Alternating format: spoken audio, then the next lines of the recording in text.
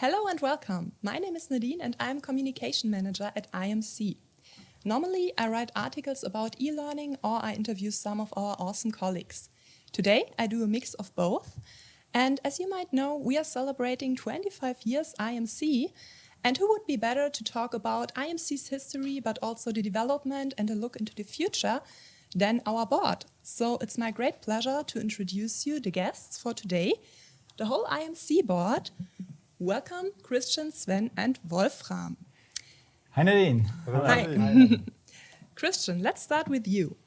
As CEO, you're in charge of strategy, innovation, consulting, and customer services.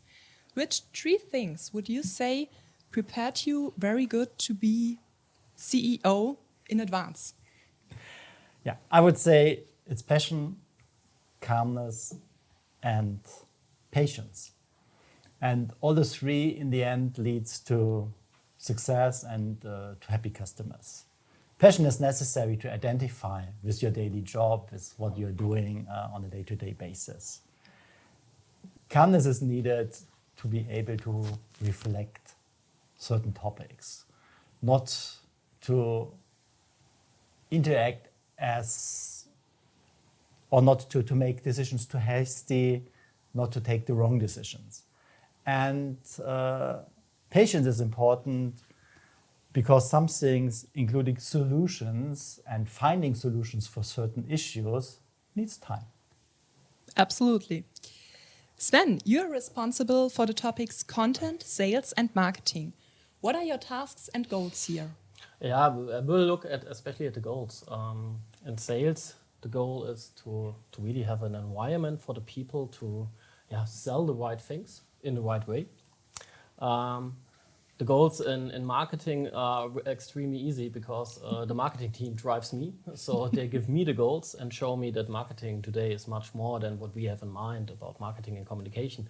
Especially when we're looking into internal marketing, which changed IMC in the last years extremely a lot regarding corporate culture and such things. When we're looking at content is always a goal to have this Lighthouse Award-winning projects in mind, always to trying a little bit beyond the market, always trying also to push our customers. That's a personal goal I want to give also to the teams. Yeah, and I think we are doing that already with some award-winning projects, right? Yeah. Okay. Wolfram, you're Chief Technology Officer at IMC since 2019. But before that, you already worked for other big companies in similar positions. Compared to other companies, what would you say is very special or different at IMC? Yeah, I think it's very difficult to compare companies because every company has its own strengths and its own challenges. And it's the same with IMC. I think IMC has some key strengths, otherwise the company would not survive 25 years in this market. So the age of IMC is a clear indicator that there is some key strengths. And I would say one key strength is that the company is highly flexible in interacting with customers. Yeah? I think we are very customer driven, we are very customer oriented, we are delivering solutions to customers they can't get in the same way from other companies, I would say. And the teams are really working hard to achieve this goals. On the other side, I think the culture is very open-minded. So I think we have a team, really young people, also some older ones.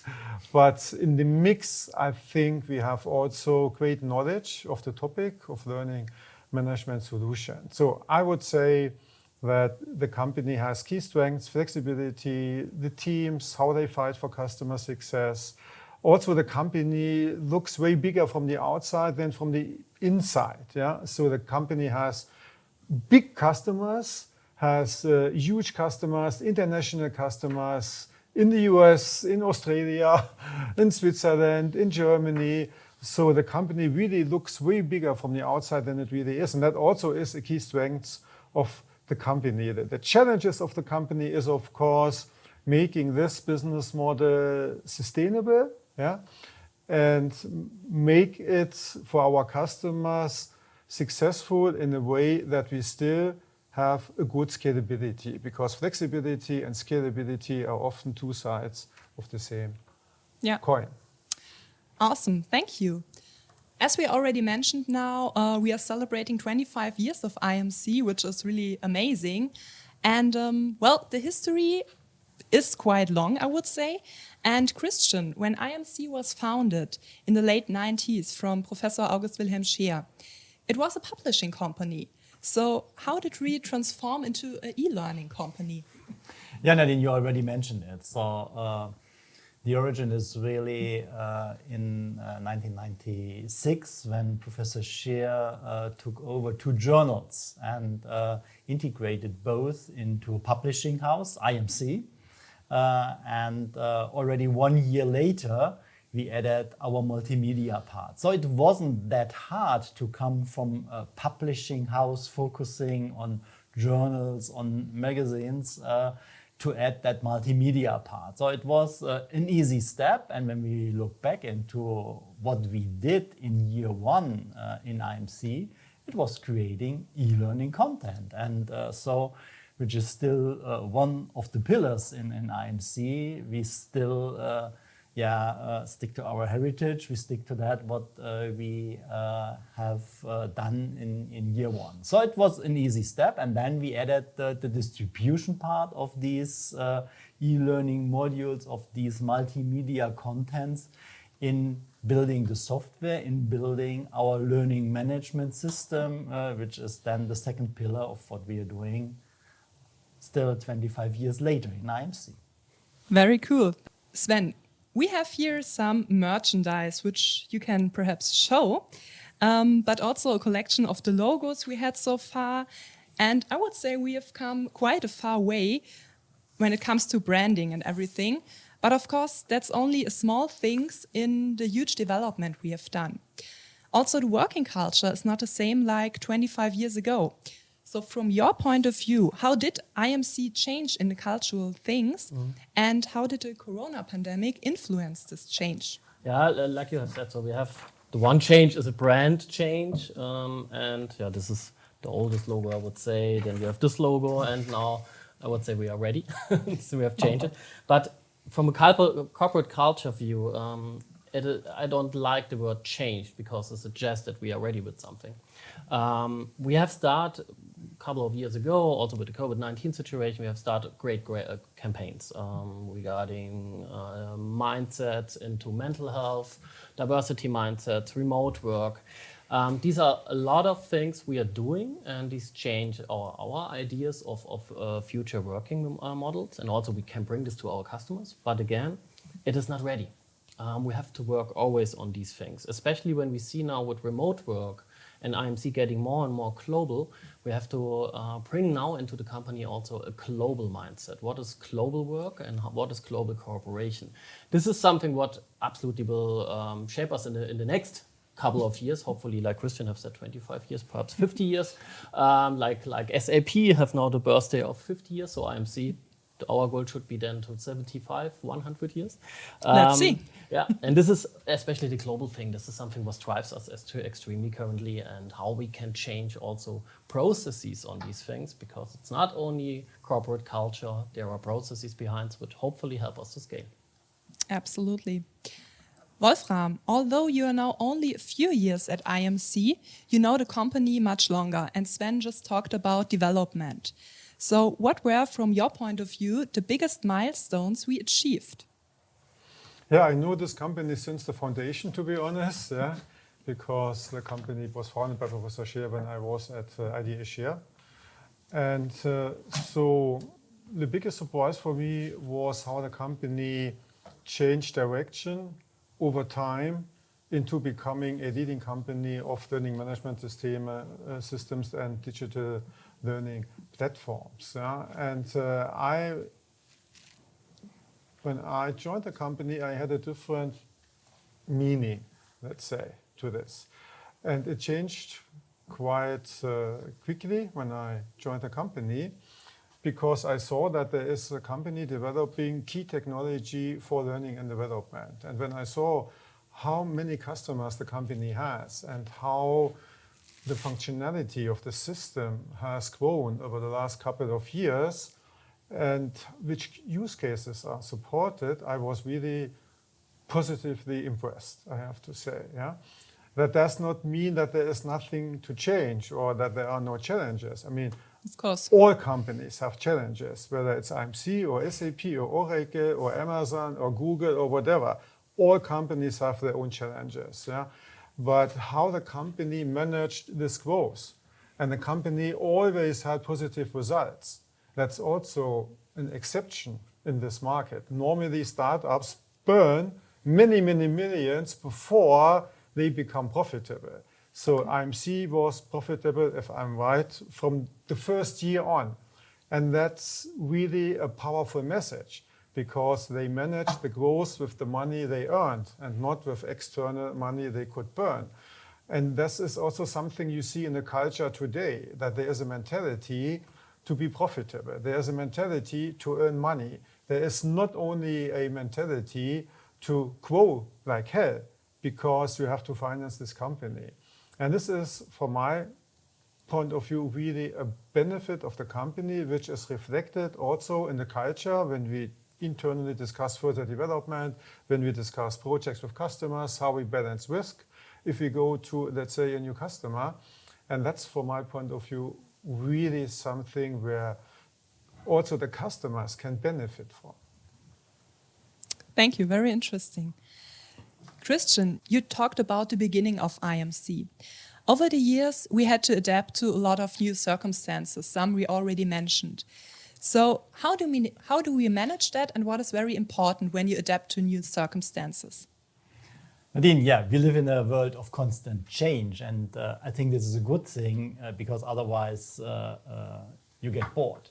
And from my point of view, the biggest challenge is to adapt to this speed of change. And all the activities we have started in the last months internally is to look after internal processes, what we can do to work more efficient, to trim IMC, to trim the whole company in a way that we are positioned to follow the market, to follow the expectations of our clients, to follow the expectations of all the stakeholders we need to manage. And I think this is the most important topic that we from the board needs to face because in this VUCA world we are currently living, planning is getting harder and therefore having the capability to manage changes faster, to manage changes better is the most important thing we need to manage, to support, mainly from the board side. Okay, thank you. Sven, we already talked about culture and cultural shift.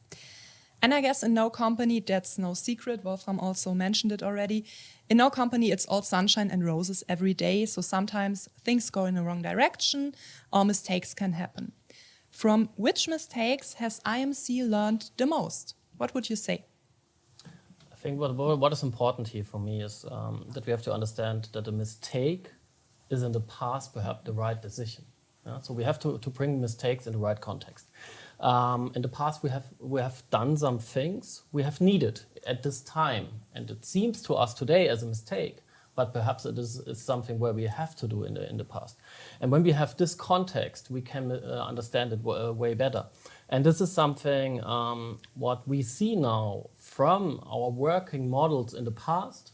We have some changes for the future, and this is what I already have said, and also Wolfram and Christian, we have to standardize our processes more to have a better growth rate for the future. We have to scale more. We are now really a big company. We go into 400 employees. We want to reach this year 35 million euros revenue. That's an extremely big figure for a company like IMC.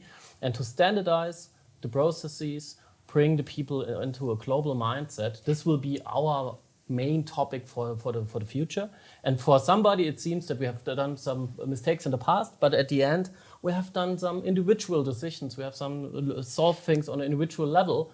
But again, this was needed for this time. And for the future, we have to make perhaps also new mistakes, but these are the right decisions at this time. Maybe one remark to this topic, Yes. Nadine, because it's important that we understand what is failure, what is mistake.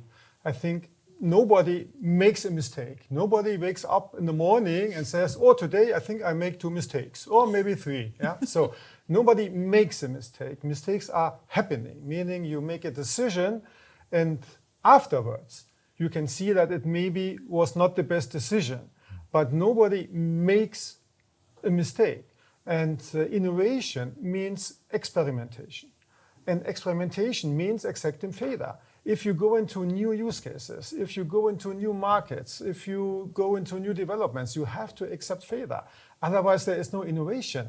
If you do always the same thing, maybe you can reduce your failure, but you don't do new things. So that's your understanding also from the word failure culture, which Yeah. is today very... If we do new things, we have to accept failure.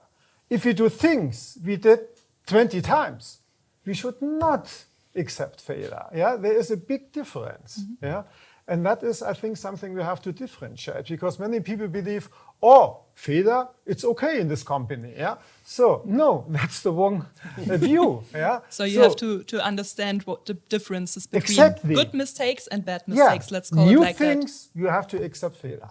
But if we do the same task 30 times a year, we should not accept failure. Yeah? And that's the big difference. Sorry for interrupting you, but I think that's a very important message, because many people really have a misinterpretation of a failure culture to say, oh, failure, this company is happy to accept failure. No, it depends on what we are doing. New things, okay, but things we do every day or every month, we have to be very, very keen on not making mistakes. that. True. Okay, so from the past, although we were not all time in the past, let's have a look into the future. Wolfram, you just talked about culture also. So where do you see IMC in 5 years, let's say? What's your plan and vision here?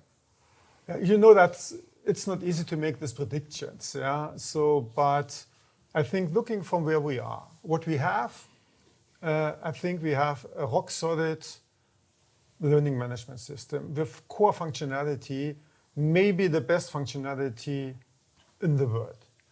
So we are now going into new directions with the user experience and learner experience. We have to make accessing content and doing learning easier. It needs to be much easier to access content, to find the content, and to learn with our system. On the other side, we have a change in architecture, which is natural in a system which is 25 years old. I mean, that's a normal process.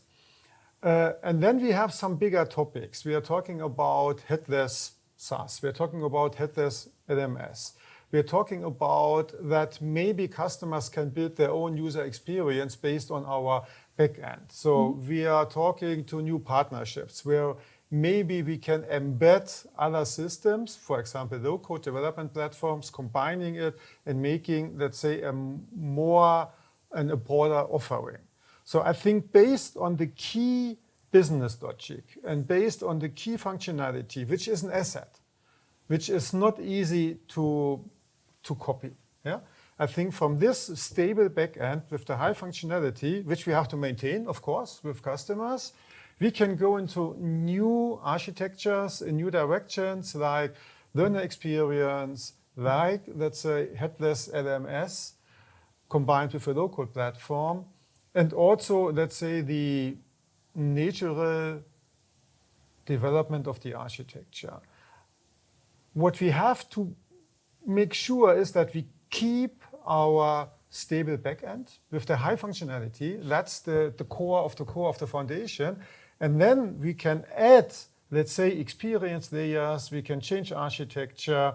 We can embed low-code development platforms as long as we have this stable, sustainable, and high-functional core. Okay, thank you. Sven, from your experience over the last few years, or many years actually, where do you see the biggest changes in the e-learning market, and in which direction are we moving? I want to say the same like Wolfram. It is not really possible to predict the future. It's really hard to predict the future. And when you find the holy grail to predict the future, then you are a happy person. But what I see is a lesson for us from the last years or months, I would say. We have it in our vision. We are living in an evolving world. And when this is the case, then we have to take out our USP, what Christian have said. We have to be flexible. We need speed of innovation and the agility to change the innovation. So also to change things with the perhaps status quo we have in our mind. This is something where IMC is really strong in the past, and we will be strong there in the future. To be flexible and agile enough to change things, and especially to find new innovations to go into the market. And this is something what we have seen, what is more and more important, especially in such a market like the e-learning market, because it is a really hot market. It fits absolutely in the time. It fits absolutely in the mindset of the Gen Z and what else. And this is something what we see as a big plus for IMC, that we have this flexible situation to be part of this situation. Absolutely. Thank you. Wolfram again. I know you're a big fan of sports. And in sports, it's very important to have a team and share the right team spirit, but also to stick with things and to really do it. Would you say this is the same in business? Yeah, I'm a still believer of teams. I think only teams can be perfect, because in a team you can combine capabilities of different types. Yeah? There is no one-size-fits-all person. There is no person that knows everything. And all people in a company have their strengths and have their challenges. But if you combine people to a bigger team, you can really compensate for the challenges of the different people. But working in teams is not as easy as it sounds, yeah? Because you have different people, different ways of communication, different opinions. Yeah? And so working in teams, on the one hand side, I think is the holy grail of success. But on the other side, it's also not easy to manage teams so that you can benefit from the different characters you have in the team. Yeah? So a football team with 11 Ronaldos would have never performed, never ever. Yeah? But a football team with 11 Berti Vogts also would have never performed. Yeah? So therefore, you need the right combination, and you have to accept other thinking, and you have to accept other opinions. You need also a culture of criticism. So, because people have to accept criticism. But it's always about the topic, not about the people. It's not about blaming. Blaming is the easy thing. So you go into the meeting, you say, okay, what is the problem? Okay, who should I blame? You and you, okay, and then you're done. You know, I mean, motivating teams working together is one of the biggest challenges you have. But if you are able to do it, I think teams can always achieve more than individuals, like in sports, in football or whatever. Yeah? There is one exception, and this is Formula One racing. Yeah? Because you have two teammates driving in the same car. And what they say is the first you have to beat is your colleague, your teammate. Yeah? So that should not be the culture of IMC. Yeah? So we should fight for the best, but not in this way. But so we play football or rugby, but not Formula One. Yeah, and that one person supports also the other person. If things go wrong, yeah, you have to motivate people. And it's very hard to motivate people from the outside. Yeah? People should be motivated from the inside. Yeah? But to come to this point, they need trust. Yeah? They have to trust what is the reaction. Yeah? If a person comes to a board member with a problem, they have to know what they get. And this needs to be sustainable. They don't get always what they want, yeah? But they can expect what they get. And that's, I think, something which is important. Yeah. That's a great transition to Christian, because talking about team spirit, but also visions, I heard that IMC is now preparing to expand to the US market. So what kind of mindset do we need for that? I think the mindset we are having in the company, as described by both of my board colleagues, is the right one. So we are targeting a certain niche in the market. Wolfram described very well the DNA of IMC.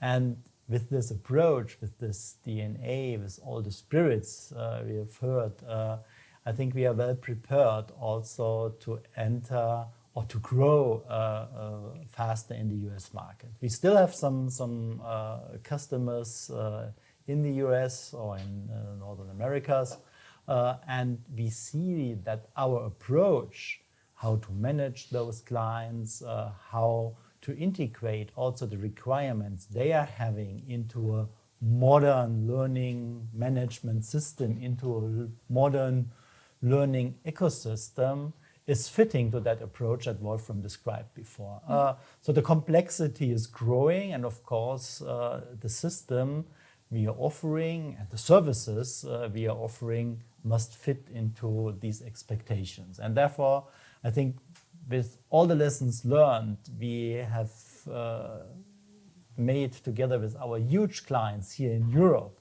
with that complexity we have seen in these projects, we are well prepared also to transfer this kind of offering also to larger US American-based companies, because the standard offering from our main competitors is more focused on their pure SaaS approach.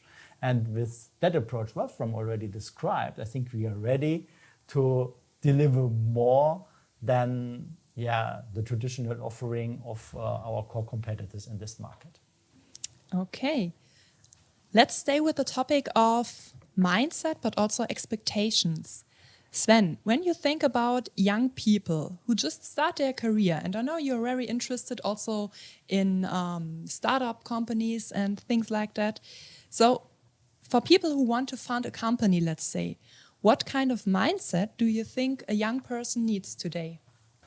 I have never founded a company, but when I look back into my first years at IMC, I have see two things. Christian have already said one point, and this is passion. Passion for the thing what you believe in, and passion to convince people that they believe in you, what you are doing. So that's an extremely important thing, because, back to Wolfram, there is not one lonely soldier. You need a team, and for this you need passion to convince these people to you. The other thing is much more complex. It's creativity. Creativity sounds, we have to find the new shiny product and we have to be creative for this. Behind creativity is much more. This is especially when you're looking into on an innovation field, you try to change the status quo. You want to look over the fence.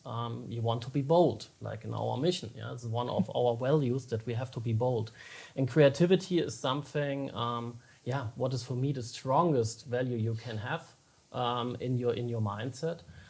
Without creativity, normally there's no innovation, and normally there's no business then for the people. And this is something, passion and creativity, hopefully, which brings then out good products.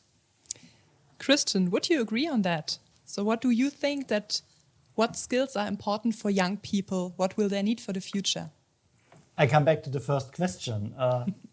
Passion, patience, and calmness. So no matter if you want to start your career or you want to be a CEO, it's more or less the same. It should be more or less the same. And this is, and with every decision, remain faithful. Okay.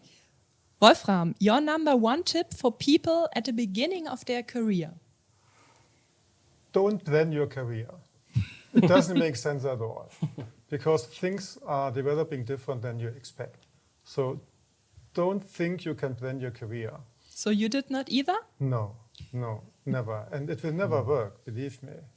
Even you can't plan your life. People who believe they can plan your life, it will never happen. Most things that are happening in your life, which are really relevant, are not planned. If you look back, I'm a little bit older than you, so I have more experience in that, but you will see the same. So I think what's most important is for young people going to the first job is find your sweet spot. Find where are your key capabilities. Not everybody is strong in speaking. Not everybody is strong in development.